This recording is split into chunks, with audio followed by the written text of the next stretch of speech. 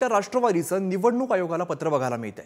विधानसभा निवडणुकीमध्ये पिपाणी चिन्ह दुसऱ्या कोणालाही देऊ नये अशी मागणी या पत्रात केलेली आहे। शरद पवारांच्या राष्ट्रवादीचं तुतारी चिन्ह आणि पिपाणी चिन्हामुळे मतदारांमध्ये संभ्रम निर्माण होतोय असं सुद्धा त्यात म्हटलेलं आहे।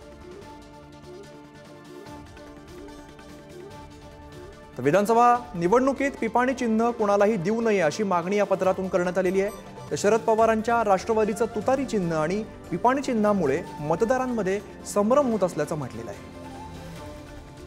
शरद पवारांच्या राष्ट्रवादीचं निवडणूक आयोगाला हे पत्र बघायला मिळते। या पत्रामध्ये शरद पवारांच्या राष्ट्रवादीचं तुतारी चिन्ह आणि पिपाणी चिन्हामुळे मतदारांमध्ये संभ्रम होत असल्याचं म्हटलेलं आहे। त्यामुळे विधानसभा निवडणुकीमध्ये पिपाणी चिन्ह कोणालाही देऊ नये अशी मागणी या पत्रातून करण्यात आलेली आहे। शरद पवारांच्या राष्ट्रवादीकडून निवडणूक आयोगाला हे पत्र बघायला मिळत आहे।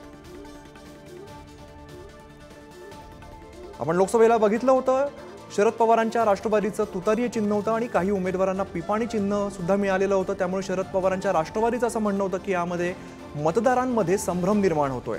तर या संदर्भात विधानसभा निवडणुकीमध्ये पिपाणी चिन्ह कोणालाही देऊ नये अशी मागणी या पत्रातून करण्यात आलेली आहे। शरद पवारांच्या राष्ट्रवादीकडून निवडणूक आयोगाला हे पत्र देण्यात आलेलं आहे।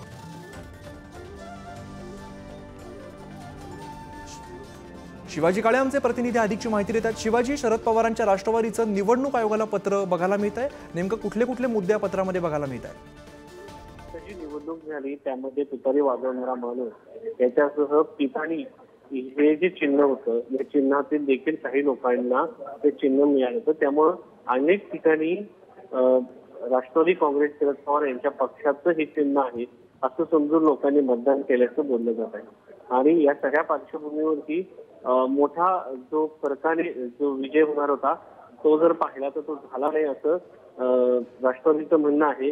खास करून जर पाहिलं तर त्यांनी श्री नंदकुमार कोकरे यांना जे चिन्ह होतं ते दिलेले चिन्ह हत्ती होतं, त्यानंतर सुनेत्रा पवार यांना घड्याळ होतं, तुतारी वाजवणारा माणूस सुप्रिया सुळे यांना होता।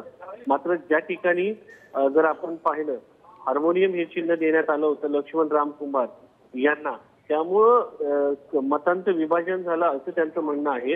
आणि साधर्म्य असणारं चिन्ह मिळू नये यासाठी त्यांनी या प्रकारचा अर्ज जो आहे तो निवडणूक आयोगात केलेला आहे।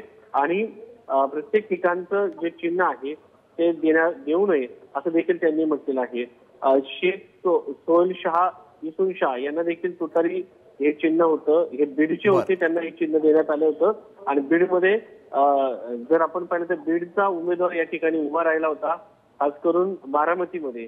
शिवाजी, त्यामुळे आता निवडणूक आयोग काय भूमिका घेत आहे हे पाहणं सुद्धा महत्त्वाचं असणार आहे। धन्यवाद या सगळ्या सविस्तर माहितीसाठी।